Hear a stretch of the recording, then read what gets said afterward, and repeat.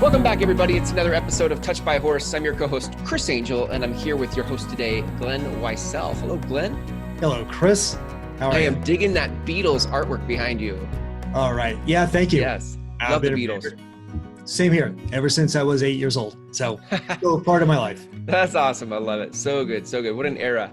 Well, I'm excited to talk to you today about the work that you do with horses and people. So let's just start with a little backstory. Like, what's your background? Where do you come from in the working world of things?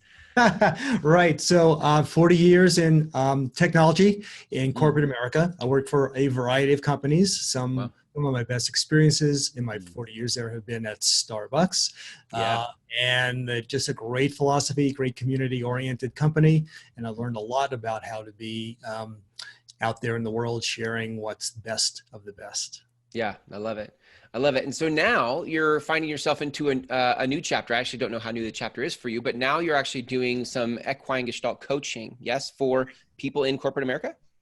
Yes, we work with folks who are ready to move forward in their lives in terms of what it's like to work in more of a heart-centered, heart-focused space, lead from that place rather than the grind of the day. And as a side note, I also work with veterans who live with post-traumatic stress. Got it. I know that space real well, and so we help them as a thank you back to them. Got it. Yeah, beautiful. Yeah. I love it. I would imagine, I spent some time in, I don't know if you want to call it corporate, I spent some time in an executive space for 5 years. And I could just, even in 5 years, let alone 40, I could feel the toll it was taking on my self-expression and what I wanted to do in this world. Like, what did you notice in your own journey and in journeys of others that you've worked with? Like, what happens what happens to our soul? Gets ripped out. Yeah. So literally there is a corporate, I call it the corporate mechanism. So being a good corporate citizen means living within a certain profile, right? The box or the mask. We put on a mask every day to go to work and fall in line with whatever those values and missions and core things are that we're doing for our customers. At the same time, it's very hard to express naturally and authentically because, you know, it's just the way of the corporate world just being open, honest, and in integrity. Yet there's a piece that seems to be missing, which is the heart for me. Totally. This might be over dramatic, but maybe not. I remember what was the movie Shawshank Redemption, and one of the guys in the prison got out, the guy that had the crow on his shoulder, and he just didn't know what life was supposed to be like. He didn't know what he wanted to do or how he fit outside of prison. Exactly. People also, I feel like people could also get outside of corporate stuff and not know who they are or what they enjoy anymore. They're like, who am I outside of this company corporate label or mask? Do you see that at all? Do I see that? I experienced that quite a bit, actually. It's easy enough to leave the building, but it's not always an easy job, right? It's perfect. Yeah. So a lot of times there's things that come up overnight that need my attention, or something comes along that I've just got to be attentive to, and kind of disrupts or interrupts personal life. So you know the work-life balance, we hear that all the time. There's ebb and flow to both, you know. So yep.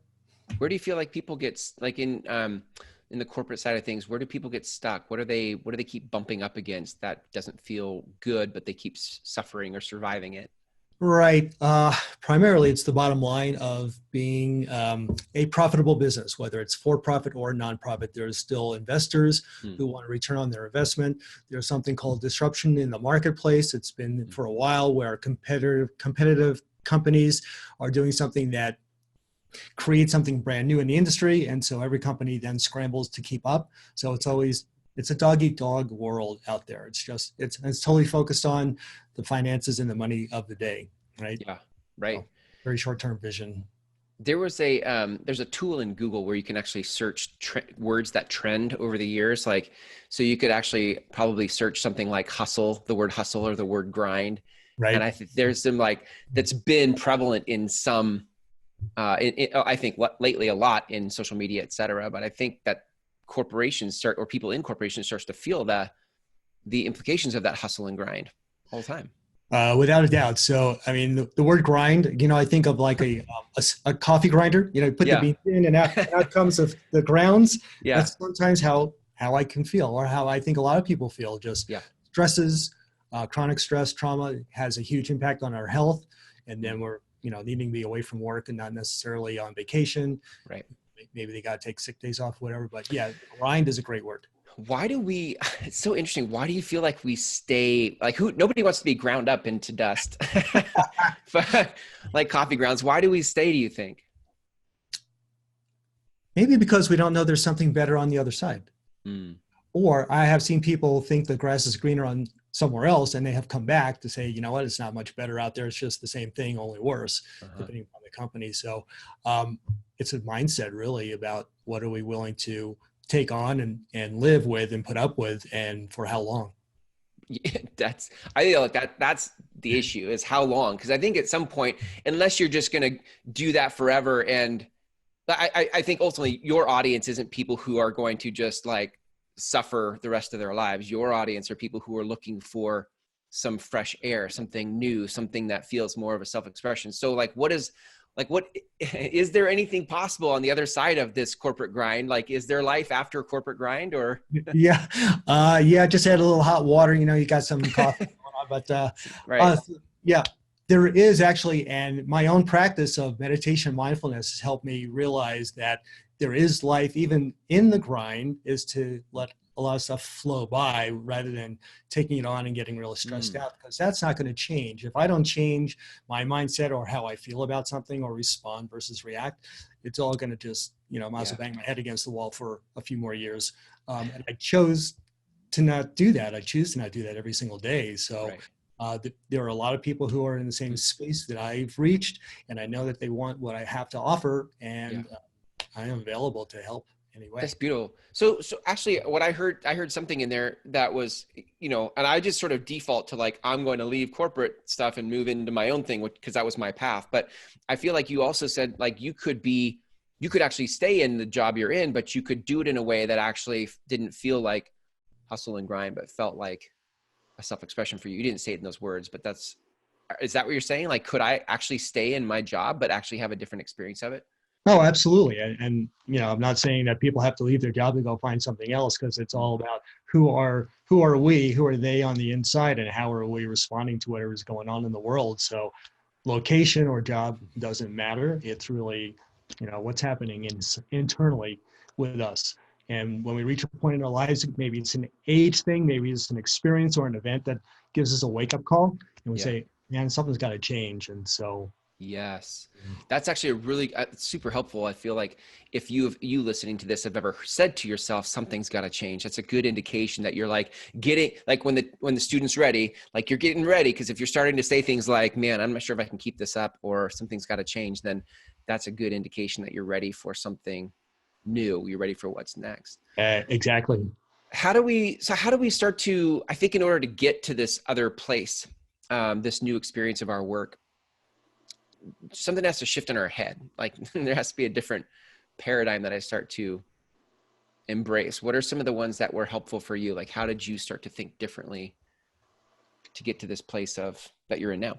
All right. So another great question, Chris. So one of the things that I've been exposed to as part of meditating for over 30 years is different practices and different philosophies and thinking. And it's less so from the head, it's more so from the heart space, right? Coming from this place of my heart where I know we're all connected, and I acknowledge that and want for other people to acknowledge that.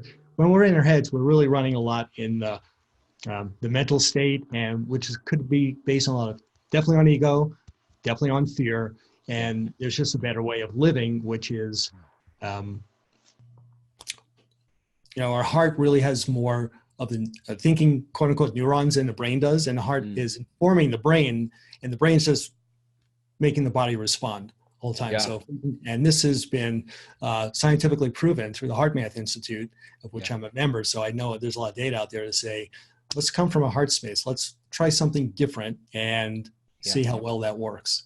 So I like that too, because I feel like there is this, awakening of human consciousness, if you will. Like there is people, we're starting to realize that I think that the brain only gets us so far, and we're starting to long for something that feels more than what our brain has been able to have us feel. I think we're wanting something different. It's really Right. good. Yeah, I think they work in concert with one another. Yeah. Heart informs the brain informs the body, and what heart is, which is part of. And there's a lot more studies going on every day about how well the brain is matching up with heart. Yeah. So one paradigm shift is to start to work from or live from more of the heart space than head space. What are some other paradigm shifts or thought processes that were different for you? Well, for me, one of the things that I've come to the conclusion is I have many years left in my life, God willing, and at the end of that life, I want to have no regrets, or as very few regrets as possible. And for me, that means doing the things that I'm here to do and acknowledging what is that. I mean, for myself, I didn't have a vision for my life. I didn't know what I was here to do. I just went where my nose was pointing me, and I lived that way for years. And I got to a point where I said, I know there's more. What is that more? So working with other mentors or teachers or, coaches helped me discover who I am, why I'm here, what I'm here to do, and then taking those steps to achieve that. So I was going to say, I think some of the work that you do with horses and Gestalt coaching, like getting people to the place where they can answer that question for themselves, is an important gateway, I think, into that. Like, what do you want? Conversation. Yes? Yes, that's certainly one mechanism. Absolutely.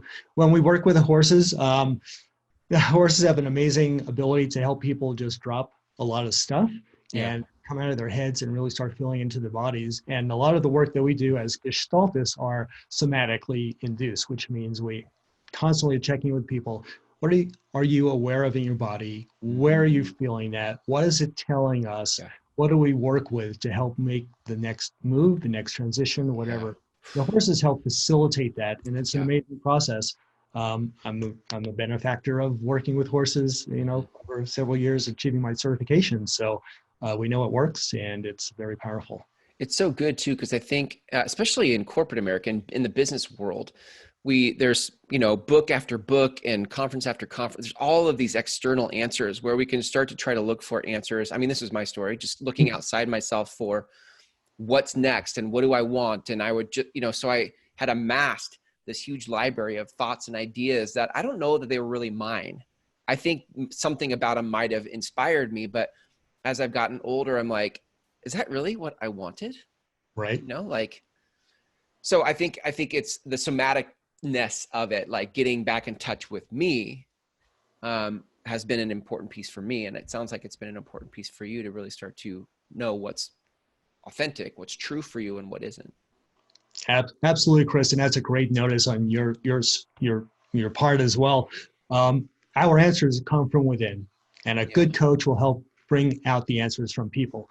I don't necessarily have people's answers. I have my own answers. Yeah, it takes a lot of insight, processing, letting stuff go, to help find. It's like finding it's the nugget it's the diamond in the rough. I mean, that's exactly what it is. You peel away parts of the coal to get to the diamond, and with enough digging, you find the jewel, the gem. Right. Yeah. I do know, and I do appreciate business books for this reason. I do know that in business books, and there's always something actionable. It's like, okay, so here's 7 steps to this and 8 steps to 10x your business overnight this way. Like, I think there's some value in the action side of things. Like how do we start to take these new paradigms and move them into action in the world so that we're actually experiencing a different life? Like, how do we do that? How do we do that? Great question. So, I read a lot of books also, without a doubt, because they inform me and they help me decide how I'm doing, where I'm going, and everything. The first step in anything is just making the decision and the commitment to take the action. Whatever the action is, I need to make the internal commitment to myself, and then say, I'm taking that very next step, and then the next step, and the next step. And they all build, and even small steps over time add up. So actionable things for me were mindfulness and meditation. Like I mentioned earlier, a practitioner for 30 some odd years. And for a while I had fallen off so to speak. I didn't practice as much, and I noticed a huge difference when I don't and when I do. So, Yeah. I mean, right there, it's easy enough to learn. There's lots of material out there. It's one part of our course as well. What else? It is learning to be authentic, just speaking truth, speaking values, speaking from the heart, removing the quote unquote, the corporate mask is, I put a mask on, I'm the CEO today and I've got to act a very certain way. Well, maybe I remove some of that mask and still act as a CEO doing the things I do, but I have a different way of thinking about being a CEO, or a vice president, or whatever the leadership is, right? It's not necessarily a title, but it's more of a, who am I in a role at work? Those are some of the things. I feel like it's so good. The authenticity piece, like if I were putting myself in a corporate setting again, I have interactions every day. And part of those, I think the more I filter what I really want to say, the more I don't say what I feel to say, the less my job or my work feels like a self-expression for me. And so the more I'm trying to find self-expression in sideways fashions to get that out. And then I show up to work every day with the same mask, and I start to resent the mask, which means I start to resent the work. So I love this idea that just bringing authenticity into your everyday interactions, even in the job you have, you don't need a new job necessarily, unless you want one, but there is this new opening inside of authenticity. I love that. Thanks. There's another word that I want to bring in here, and that's vulnerability. And that's one that's been discussed and bandied about a lot. Brené Brown, beautiful woman, and speaks directly to a lot of people who just know that that's the right thing. And how do we do that with courage, having the courage to be vulnerable? And the leaders, it starts with the leadership. And when leadership are vulnerable, again, no matter who that is, everyone else can now have a say that, wow, I can be vulnerable too. And that's all part of living from the heart is, what, I'm human. I have emotions, I have feelings, and I have days where I'm just not in a good space. And if I can say that, then people get it. Then we're creating a world where we want to work and live. Yeah, I love her work, Brené Brown's work. It's so counterintuitive to think as a leader, if I'm vulnerable, that would actually increase my ROI or the productivity of my team, my company, my employees, my bottom line. But when I step out from behind my mask, others feel free to step out from behind their mask. And all of a sudden we're having a real authentic exchange where people feel like they can give their best efforts and energies to the company. I think that's a huge value of vulnerability. I agree totally. Yeah.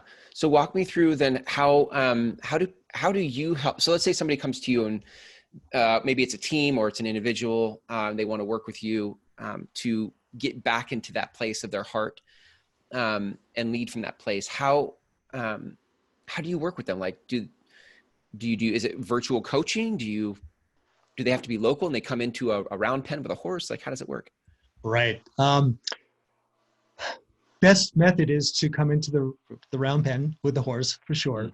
Work with so I'd love to work with people one-on-one directly or in groups, certainly being present, physically present. We work with individuals or groups, say to start a mindfulness process or even understand what vulnerability is all about. I can do that in an office setting, not a problem. When it comes to working with the horses, obviously they come out to our place out here on the farm and visit and enjoy the day and spend time with the horses and everything. And it's an experience they'll always remember. And one leads to another. And, and depending upon the person, if they're willing to go,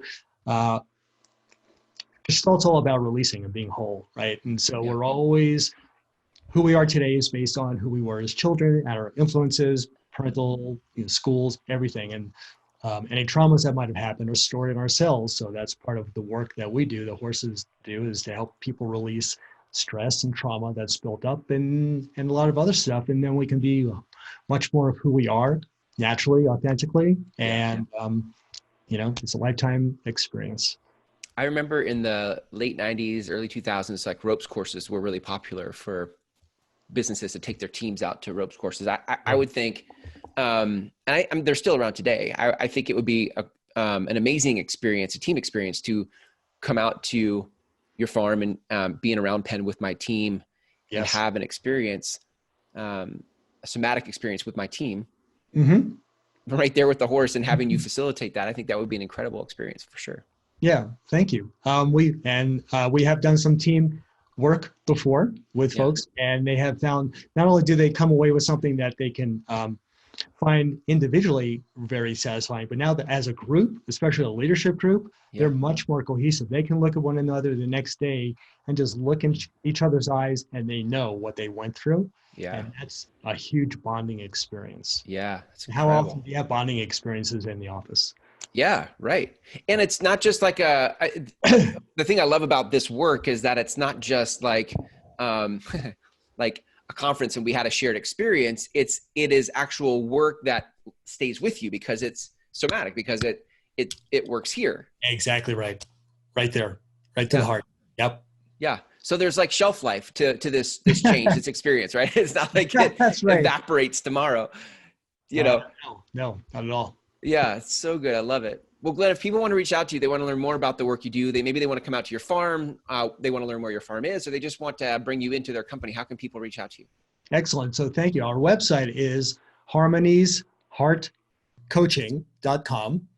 They can reach me directly through email at Glenn, Glenn, at harmoniesheartcoaching.com, and it'll be popped up on the screen here.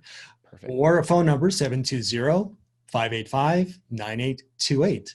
So good. And that's Harmonies YS, not IES. So Harmonies YS. That is correct, YS. harmoniesheartcoaching.com. Perfect. Glenn, thanks for all you're doing in the space of the corporate America and bringing heart-centered leadership to the forefront. I love that. Thanks for being on the show today, and take care. Thank you, Chris. Thanks so much. Have a great day.